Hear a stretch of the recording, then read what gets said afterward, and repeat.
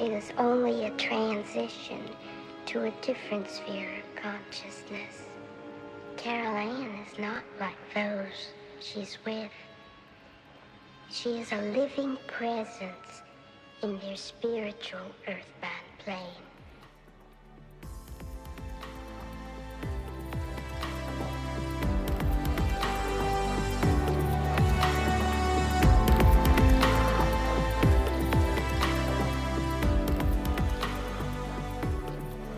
Hello, and welcome to episode 62 of the Talking to the Dead podcast.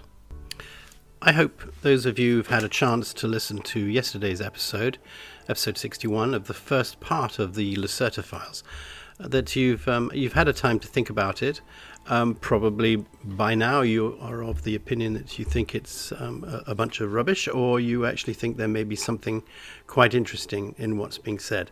So I'm not going to debate that beyond the fact that I definitely think there is something to it. Of course, how could I ever know? Because I haven't really got any first-hand proof that it is real. It certainly relates or it refers to things that I've heard before. But equally, it does seem to pick up a lot of information that you can get already in the UFO community and also the spiritual community and also the famous conspiracist David Icke. So I don't know. I will keep an open mind, but I definitely feel this is something I should be doing, is to continue reading it and discussing it as I go along. I think it's definitely worth this episode. So here we are. We're at the Lacerta file part 2.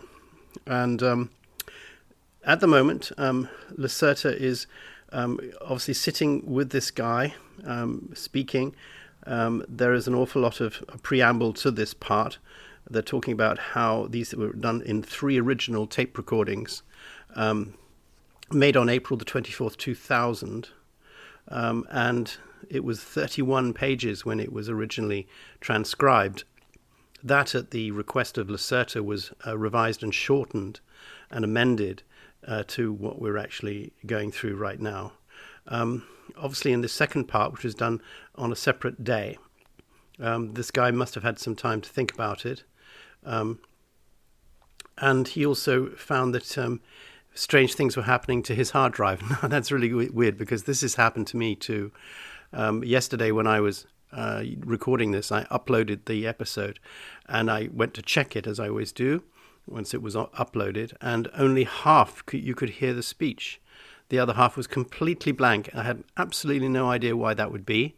I went to my GarageBand, which I use for recording, and everything was there. The entire recording was there. So I tried to upload it again, and exactly the same thing happened. So I ended up really just taking that audio that I'd made and inserting it into a new project.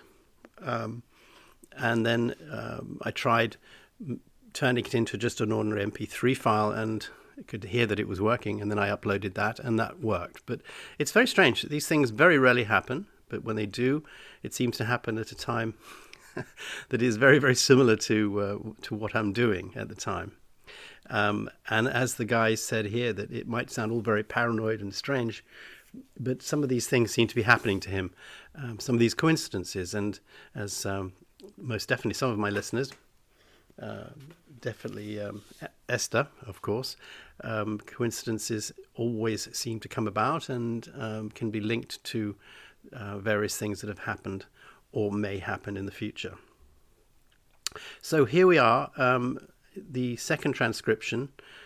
It was transcribed on May the 3rd, 2000. The interview was April the 27th, 2000. And he talks about how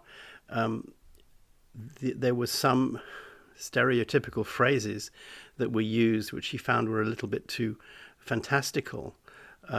These are some of the things that have been used to describe reptilian species, such as servants of hell or species of the evil one. Now, I can imagine, if you certainly follow the conspiracy theorists, in religion, going back to the year dot, and as we discussed about the origin of Satan, reptiles and particularly serpents are very synonymous with evil.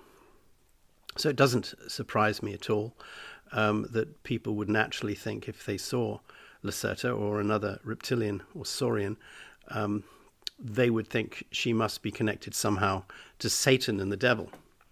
But so he actually asks that as his first question on part 2. How does he actually relate to that? You know, people thinking that you must be connected with evil, and does it anger you at all? And he, or she, sorry, says she fully expects these types of reactions from people because we are programmed very much to put all the other species around us, especially reptilian species, down, and they don't meet our level of superiority. But also there's been ancient conditioning in the human mind that's been going down through what they call the third artificial creation. And biologically, it's been passed down as information in the genome from generation to generation. So people do naturally seem to have this fear of certain species. And I suppose that might mean why people are frightened of spiders or frightened of certain things like snakes. It's amazing. I suppose it's entirely possible. It always amazes me how we as animals do have so much that's just built into us when we're born. And of course, Lacerta is suggesting that this is why. But apparently, throughout our history, there have been some people in the modern civilized world who can think through that and can break their programming and can actually see that they're not species of the evil one. Obviously, she is very proud that she comes from this species. It is a very ancient species, as I said, very, very much older than ours, millions and millions of years old at a very highly evolved rate. And she says that it's quite interesting that we will then, as humans, try to talk to her in terms of our simple words like good and evil. These are norms for our society and don't necessarily exist in her society. She says there are extraterrestrial species which we may see as being antagonistic towards us, but they are not necessarily evil. This is for their own reasons. They don't regard themselves as evil. They have a particular structured way of how to behave, and to classify them as good and evil is very primitive to them. An awful lot of things have happened in the last hundreds of years, but it would be very, very crazy to describe their interaction as being good or evil. Then the interviewer decided to move more into a scientific way. Now, this can be quite complicated, so particularly for some of my friends who find some of this pretty complicated when you talk about some of these subjects, yes, I would definitely recommend you hear it. I'll try to talk slowly, but maybe listen again. There's an awful lot to take in here. And when I read it, it's incredible sort of science. I have no idea, since I'm a scientist, whether it makes any sense. But I suppose it could do. So basically it starts off by saying we have to immediately accept that our conception of our physical world is based on a simple material illusion. And this illusion is subdivided into 3 elementary or basic conditions of matter. And this is very important, that all the information that controls matter is something that can be controlled, and then matter can be manipulated. All these different states of matter, which apparently there are 5 simple states of matter, have been described in this document. Obviously, there is a certain talk about plasma as a state of matter, a special form of matter which lies between a real existence and what Lacerta calls the sphere of influence. So the sphere of influence is some form of vehicle that can actually work on its own to influence solid matter. It can affect mass. It can accelerate energy. It can get involved in the production of physical conditions. So if you like, the sphere of influence is almost about thoughts creating reality. Then there's another state of matter which is very important to us in the human world, and it enables us to, if we could get access to it, to generate anti-gravity. It's in the world of real physics, and this is very important because it's not supernatural, it's not fantastical, it's not science fiction. It's very much physics that we could test.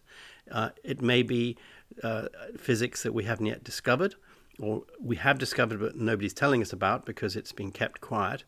But this anti-gravity or displacement of gravitational characteristics allows her species and other species to make solid matter levitate, which I suppose you could say is what happened in ancient Egypt with the moving of massive 1,000-ton bricks that built the pyramid. It was just, obviously everyone now concludes, completely impossible, no matter how we try to pretend that it was done with logs or rollers or whatever else, or water. It was completely impossible for the primitive people of that time to have built such sophisticated things and to have made such incredibly detailed cuts into stone, which are done to a precision that we almost need a computer to do in the modern world. So this extraterrestrial form of propulsion and technology has been passed to humans. It is being used in secret military projects. The technology was passed on intentionally to us by other extraterrestrials. And in many respects, we lack the physical understanding of this science already, even though we've tried our best to understand it. We have played around with some of the materials that have been found or given to us, and actually with rather devastating consequences. And she talks about how there is tremendous radiation that can be generated using the technology that creates anti-gravity. And you have to be extremely careful and know exactly what you're doing before you start mucking around with the technology. And she says then there are various projects, top secret projects, that have taken place in the past. She doesn't exactly say when, but have obviously taken place with governments around the world, not just the American governments, but maybe even, and this has been alluded to by conspiracy theories, is maybe even during the Second World War, maybe even the Germans had access to some of this technology. It always amazes me how my father, who was actually half German, always used to tell me when I grew up that German technology was always considered to be so superior to American and British technology, and they always seem to come up with the latest thing. And that's not to say that British people didn't come up with amazing things too, but there was always this feeling that they were that much further ahead. And there was a film I remember seeing, I think it was called The Heroes of Telemark, and this was set towards the end of the Second World War, which was showing how the Germans were actually making heavy water, which was going to be the primary ingredient for making nuclear weapons, as well as perhaps nuclear energy. And this was before Oppenheimer was making his bomb in the United States. So she talks about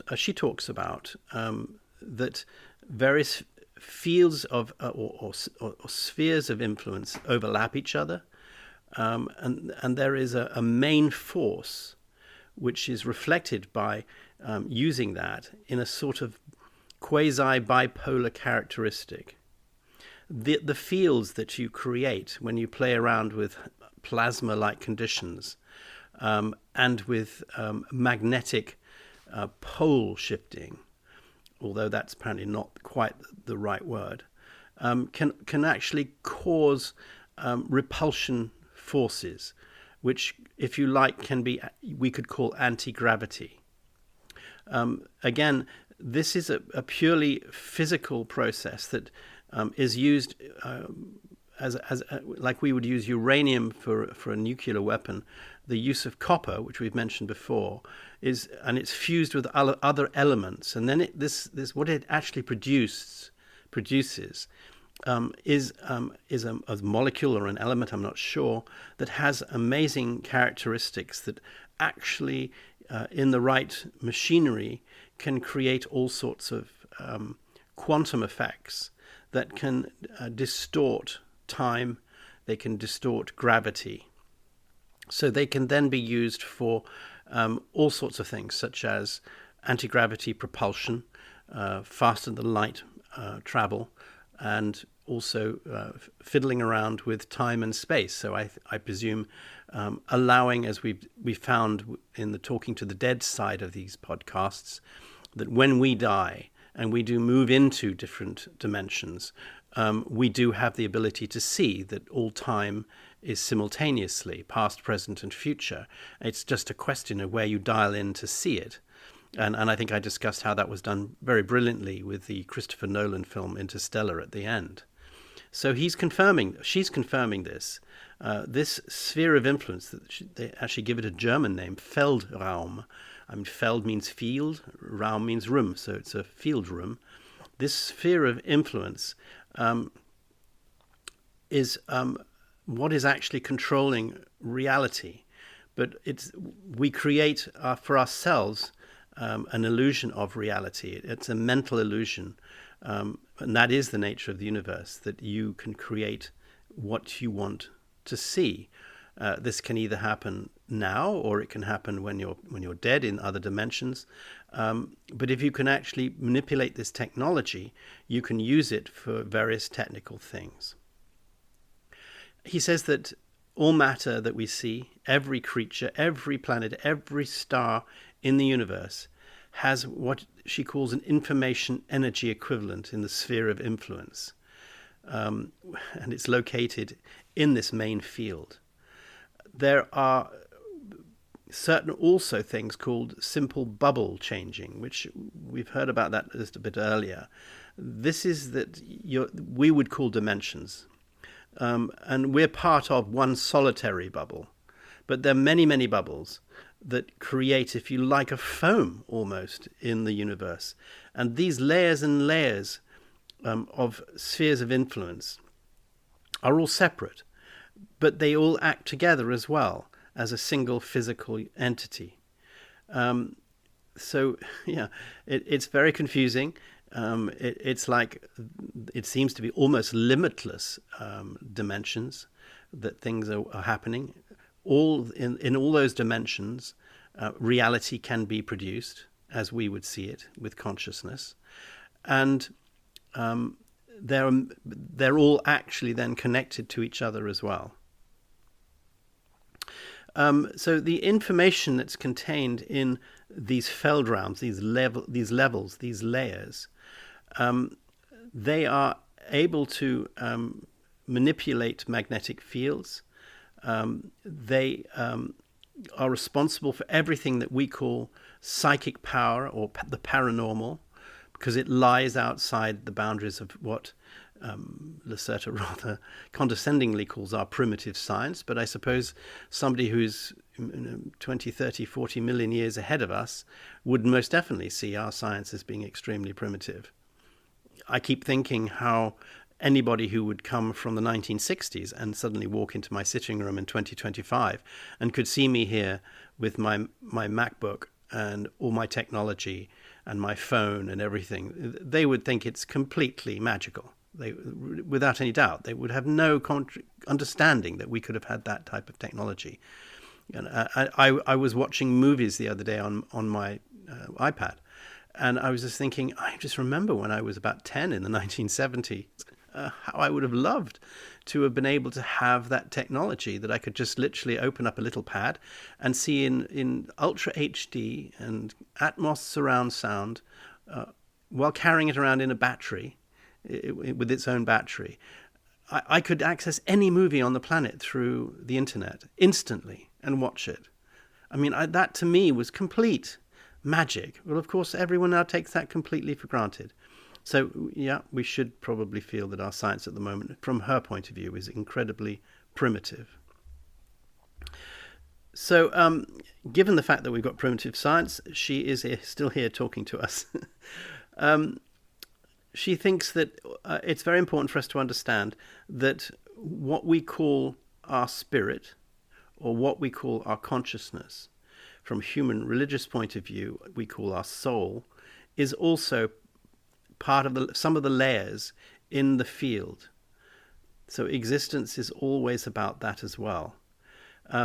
So genuine awareness, general consciousness is part of the way these layers work. Consciousness and awareness can be separated from various fields, but it can never be removed. It continues to exist in a self-sufficient manner for quite an amount of time. So it's almost confirming, I suppose, what Titan and everybody has told me in this podcast, that when we die, the physical body dies, but our consciousness continues forever, or for a long time, she says. I don't know how long that is, but I suppose in terms of our reality, it's as good as forever and ever and ever. She talks about how because it's not science fiction and it's a real science, other species have been able to manipulate this and can actually, and she mentions this, can actually steal souls, and they call it soul robbing. It's something that she doesn't do. It's something her species doesn't do. But some creatures with incredibly powerful mental powers can have direct influence on this layer of consciousness and awareness, where we exist when we're not in our body, or we exist in our body, and take over our souls, can actually steal our souls. That sounds very black magic to me, but an interesting thing. So, this is something they're aware of. This is something that is perhaps a danger to us. It's more than just the ability to move pencils or to levitate apples or to make things move around.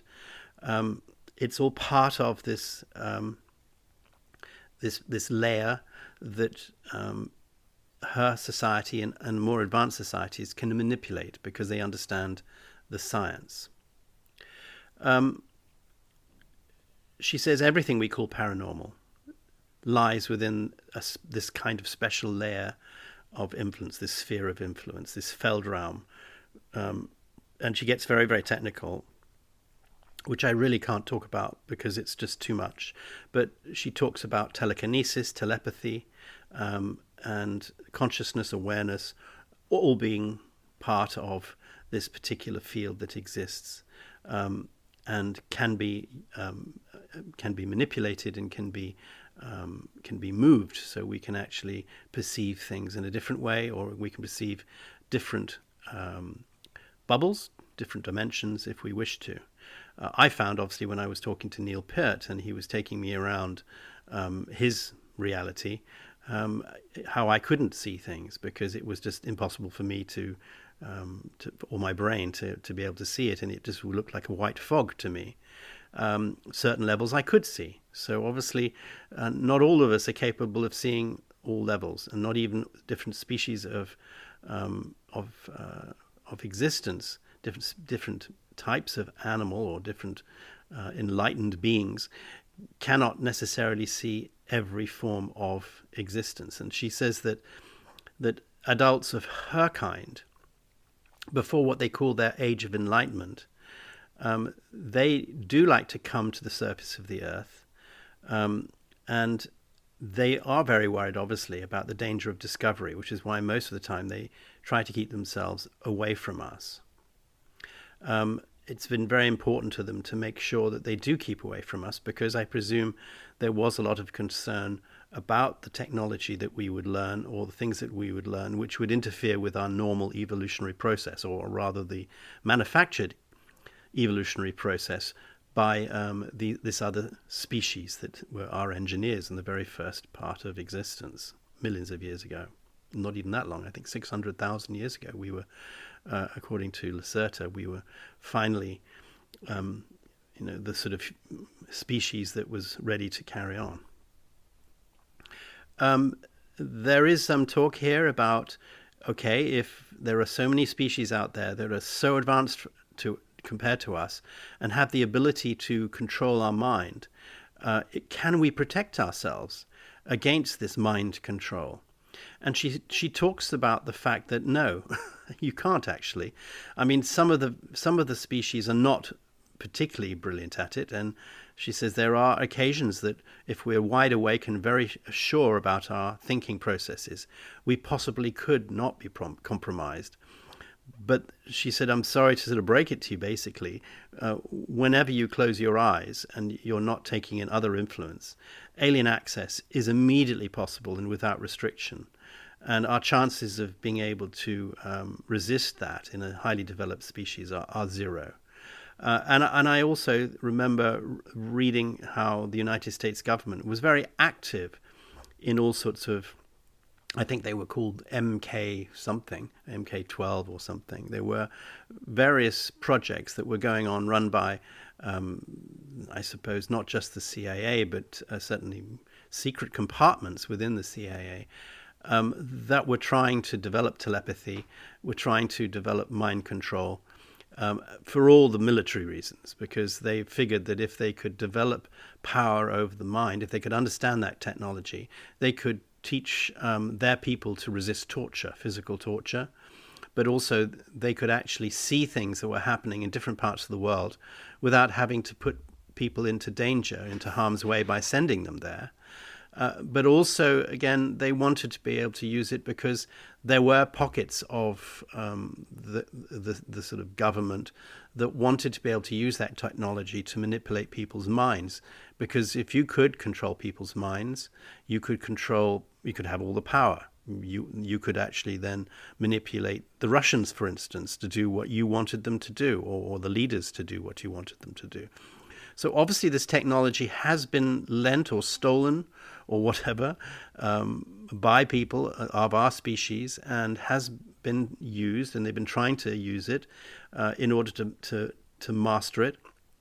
I have no idea whether they have managed to do that or whether we are actually already being controlled in some way, which, I think if you believe David Icke, we are, most definitely, and it happens all around us. Our leaders, as far as he's concerned, are already in control of us, and our minds are being controlled on a day-to-day basis. But according to this technology exists, and we shouldn't think there's much we can do about it. It's going to happen to us if it's going to happen. As far as magic and occult powers, these things do not exist, and it's actually in bold. They do not exist. And of course, I've come across that as well, because all this talk of magic and occult, it's all rubbish. It's nothing evil. It doesn't exist in that respect. But what does exist, of course, is the power of people to believe it does exist. It's the power it has on your mind. It's a form of mind control, and it's used by religions through music, through repetition, through making people feel that they have to do things in a particular way. And this is most definitely something that is part of science, and it's nothing mystical at all.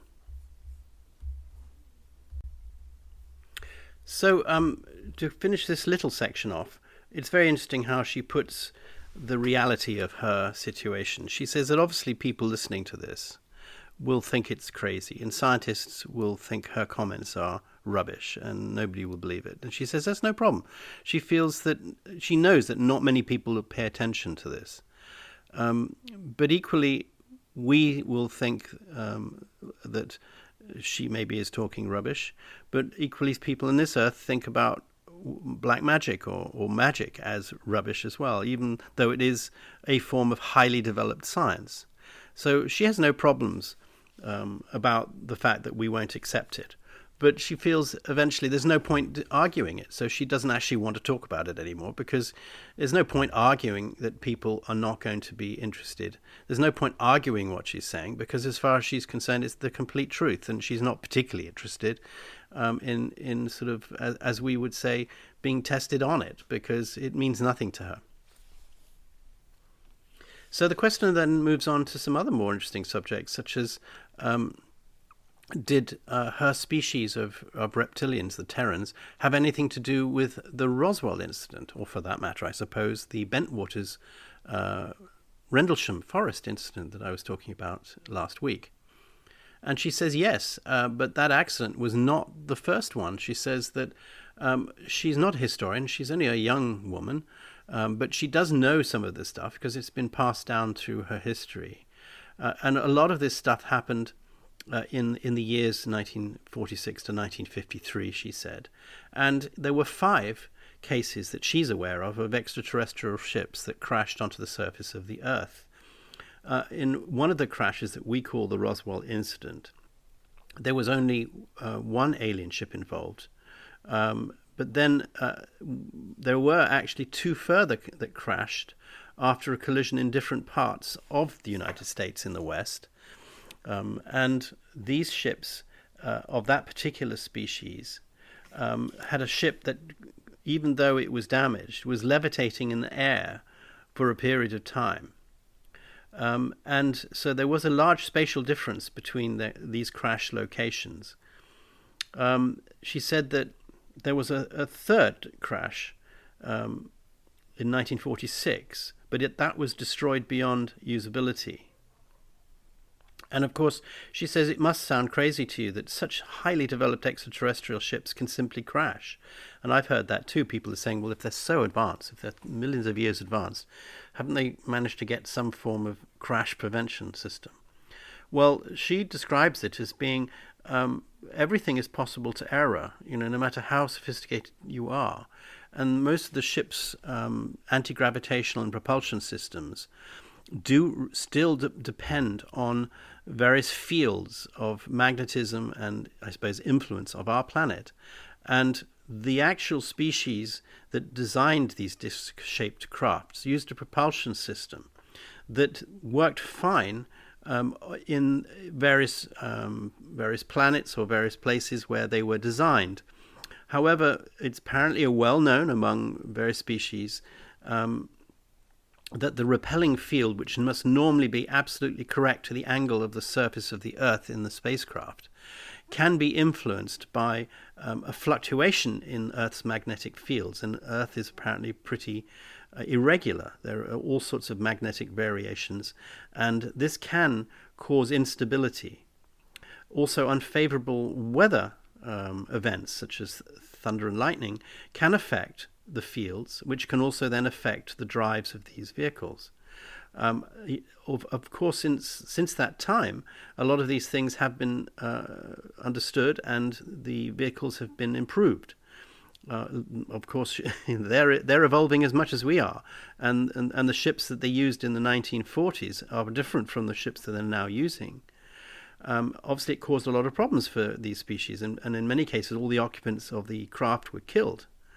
And yes, it is certainly true that we found dead creatures aboard crashed vehicles. This was immediately classified as top secret, and they were put into underground bases or other places around the United States of America, where there was research being done on the bodies, but also on the wrecks. And there were also, I believe, live members of other species that were rescued. Some of them very injured, I think, but some of them able to live for quite a while. Again, that was kept incredibly secret. And I think we've obviously heard about that before. And we understand that they've basically passed on information or other stuff to our governments. She talks about the craft. Now, it's very dangerous because they are using a very strong field of magnetic pulse of immense power. And she actually poses that question. Do you have any idea, she says, what kind of effect a plasma magnetic jolt could have if it comes into contact with a living organism? And she says most definitely servicemen and humans have been killed by getting too close to these craft if they're damaged and not properly working, or they've been working on them, trying to understand the technology, and were not were not insulated properly. She actually recites how in the I suppose the 1950s, 20 or 30 of our scientists were killed in a lab because they were fiddling around and they managed to switch on one of these drives, and it gave off pulses of radiation that was obviously so strong that it totally deconstructed their bodies to powder within seconds. It sounds terrible. So yes, you have to be extremely, extremely careful. But certainly through diplomatic paths, governments contacted these species throughout the 60s. And the understanding of these machines became a bit better, and certainly perhaps some of the safety about working on them became better. And in return for helping us, there were reasons, obviously, why these species were here, for copper, hydrogen, and air.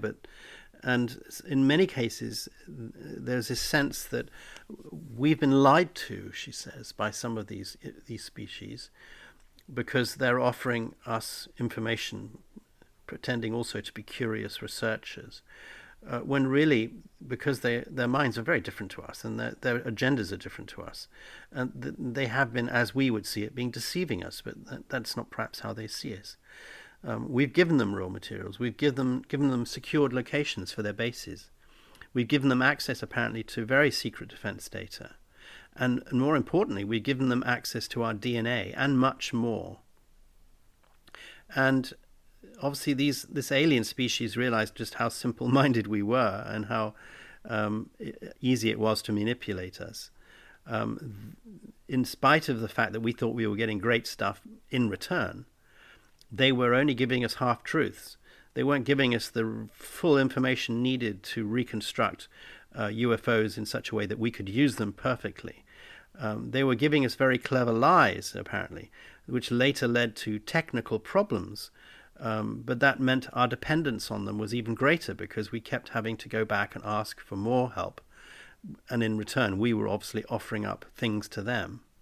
And this has been going on for many, many decades.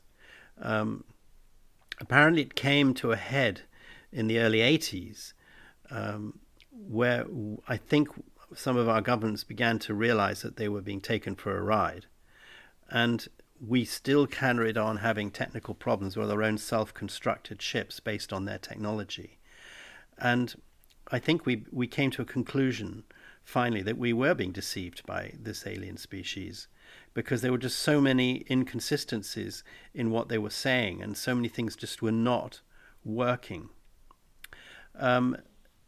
It came to a head, and eventually these three of these alien objects that were here lifted off, and it led to an altercation between us and extraterrestrials. Now, I have actually heard that there was some form of secret war between the United States government and extraterrestrials. It's been massively hidden and covered up.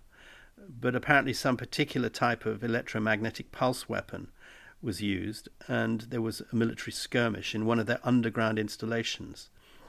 I have read that many years ago. I think in the 90s I read that there was some form of underground war between us and another species. But ultimately it became almost a stalemate, and the alien species decided to withdraw all contact from us, because we were angry with them, they were angry with us, and they became one of what Lacerta calls three groups that are now known to be hostile towards us. The two don't bother with us, or two of them don't bother with us, they have their own business, but this other species is actually still pretty pissed off with us, apparently. And they also, these alien species, are also fighting amongst each other in a sort of Cold War for dominance of the planet Earth. So although we have friends and partners within the alien species, it's really also not a very good partnership, because they're actually looking to dominate us for our raw materials and our human DNA. And we still lack the technical ability to go it alone. We haven't reached that ability to understand their technology yet, or to back engineer it properly. We're getting very, very close, apparently. And this is what's causing a lot of the problem with disclosure, is that if the American governments and other governments around the world disclose too soon to the people, where we're not quite ready to fight our side, it may be a catastrophe, because we won't have the alien technology mastered enough to be able to use it against the aliens, or those aliens that are not friendly with us. So I think that is being offered by Lacerta as a reason, again, why it's kept quiet. And I've never heard that before. I've heard all the reasons why disclosure is not given, but I've never heard that before until I read this document, that it is actually because we potentially are in a Cold War with an alien species, that if we really go into a hot war, and Lacerta, I think, predicts this is going to happen, we don't really have the weapons or the technology that we could ever fight it. And that does actually kind of remind you of that film Independence Day, doesn't it, where the aliens came to Earth in order to plunder our resources. And they had technology with their flying vehicles that was just way beyond our jets, and they had beam weapons that just we couldn't do anything about. And rather like in H.G. Wells' film, The War of the Worlds, the only thing that ended up saving us was the fact that the beings flying them were just as vulnerable to bacteria or being physically hurt if you could get to them as we are. And I think it took our scientists in that film, Independence Day, the ability to stop their force fields from working around their vehicles for us to actually penetrate their defenses, and then they became as vulnerable as us. It's an interesting idea. But at the moment, she is warning us that we're not there yet. We don't have that ability to protect ourselves and our planet from various alien species if they really wanted to cause us troubles. But at the moment, it's a Cold War. They're sort of getting what they want. We're sort of getting what we want. There doesn't seem to be any great incentive on their part to get rid of us. She says from their viewpoint, we're just a highly advanced creature, but only in their terms that we're ants. We think we're a very advanced creature. They know we are advancing, but really compared to them, we have the intelligence of ants. So many of these species are just not interested in helping us. They're not interested in at all, as much as we might think we're important.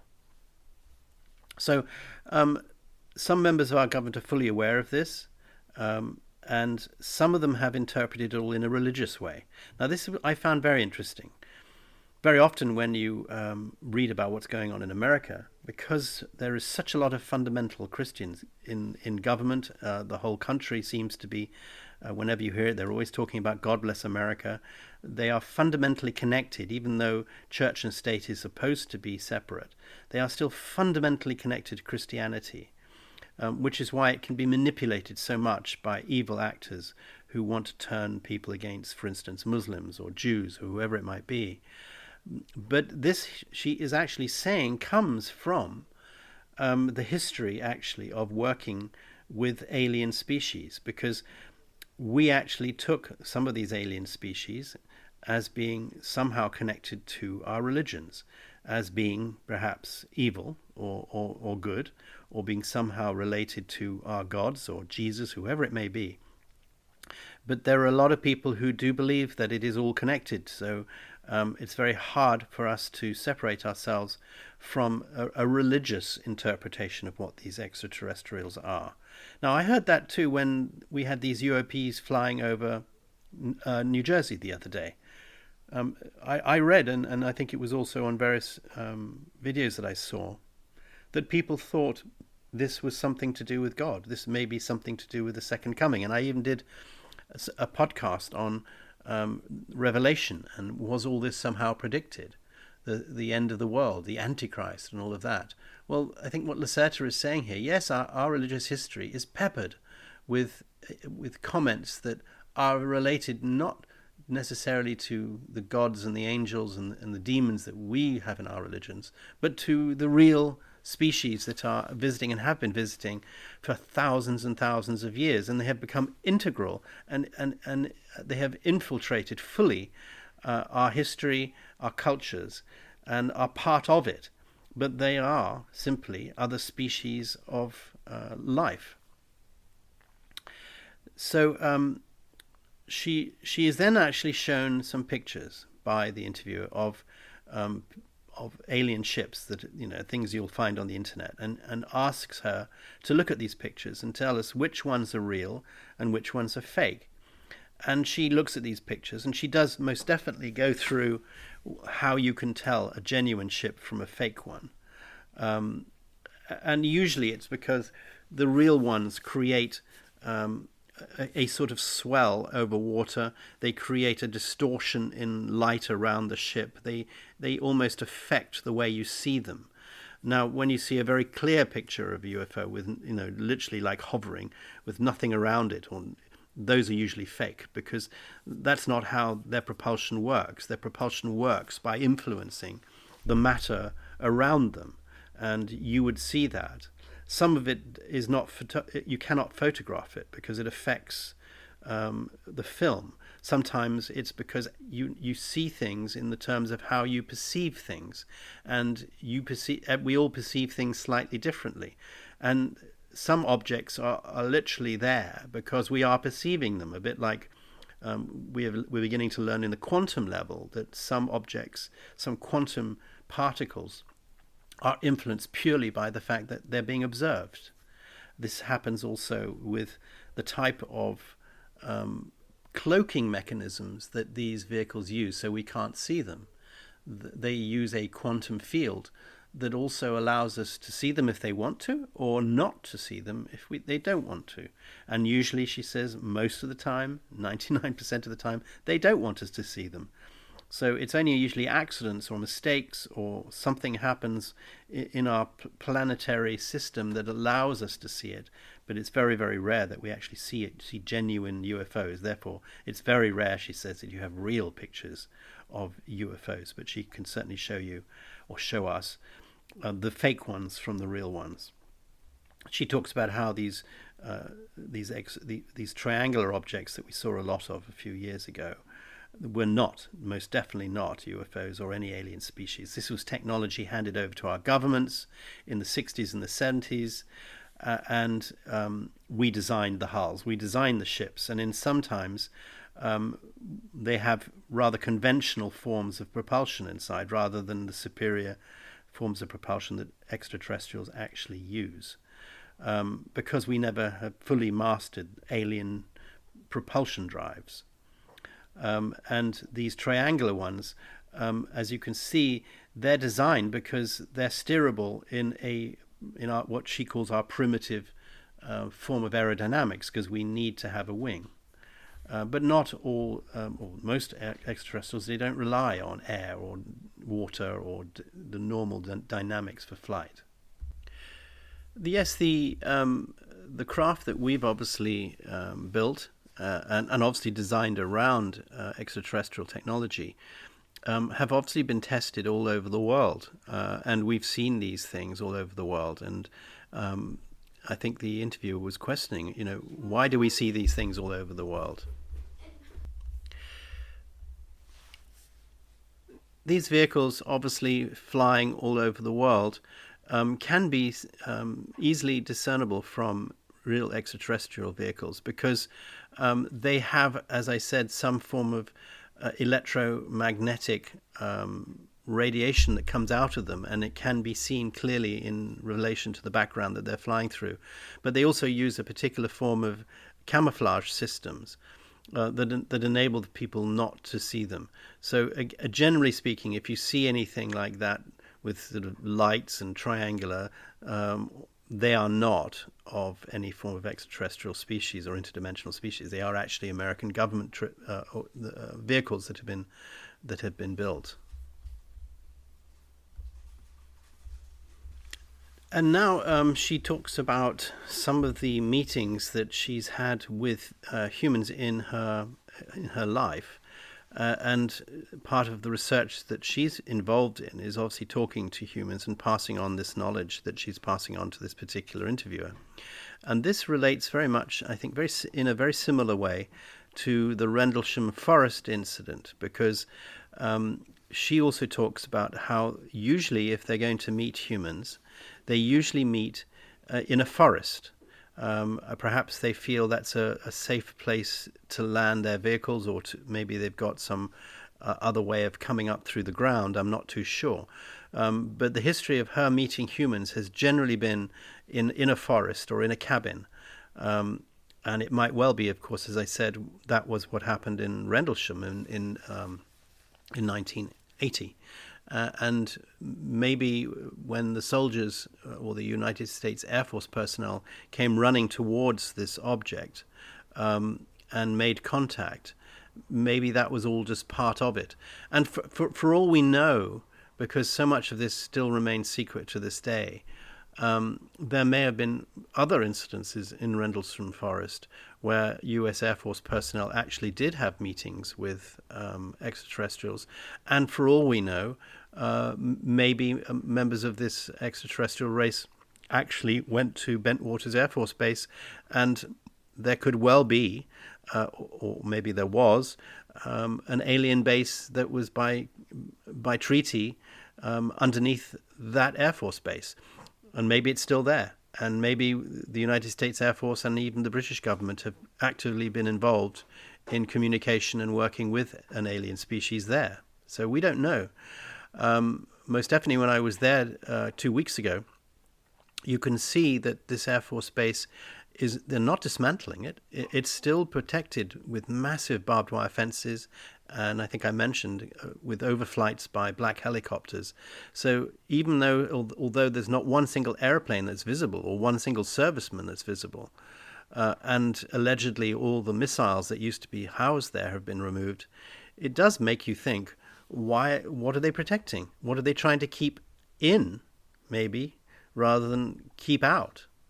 And most definitely Lacerta indicates that this often is how things work, that they meet in these forests or perhaps even in military sites where they feel safe because a treaty has been signed for that purpose. Now, in the last part of this document, the interviewer gets told a little bit more about exactly where the Terrans live and how they live. And again, this takes a little bit of the ability to stretch your imagination. They live in dome-shaped cabins, some cases as much as 4.3 kilometers from the Earth's surface. And many of these colonies have been around for thousands of years. A lot of what goes on down there we wouldn't understand because it's done with technology that we just don't have. But they obviously had the ability to manipulate rock and to make tunnels using sophisticated machinery almost instantaneously. And they could remodel it into the most elegantly proportioned and flat surfaces or oval domes, as good as any architecture that we would ever be able to create with our concrete and glass and metal. And so we might think that underground, why on earth would you want to be doing that? It can't be very nice. Well, our understanding of being underground is always because of caves or coal mines and things like that. But we certainly know that the American government and other governments have built very elaborate underground bases, which are, I'm sure, pretty nice.